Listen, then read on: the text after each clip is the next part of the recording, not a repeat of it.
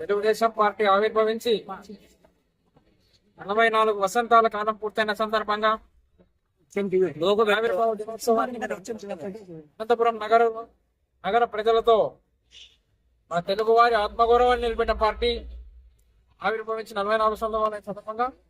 ఆత్మగౌరవ ర్యాలీని నిర్వహించడం జరిగింది. కార్యక్రమానికి వచ్చేసినటువంటి జిల్లా అధ్యక్షుడు పూర్ణాగరాజు గారు, ఎమ్మెల్యే దగ్గుపాటి ప్రసాద్ గారికి, మిగతా టౌన్ క్యాడర్ కి, నగర నాయకత్వాన్ని అందరికీ కూడా నమస్కారం తెలియజేస్తున్నాను. ఈరోజు ఒక పిలుపుతో భారీగా చేసినటువంటి వేలాది మంది కార్యకర్తలు,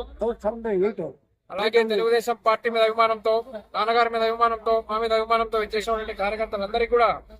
నమస్కారాలు తెలియజేస్తున్నాను. స్వర్గీయ శ్రీ నందమూరి తారక రామారావు గారు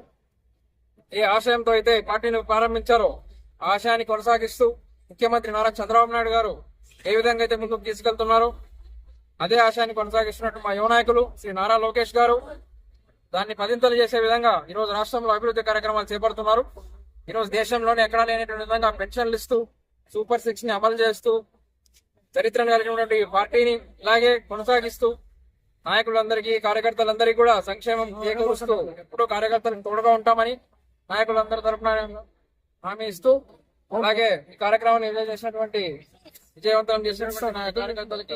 నాయకులకి అందరూ కూడా ధన్యవాదాలు తెలియజేస్తూ సెలవు తీసుకుంటాం. అలాగే పార్టీ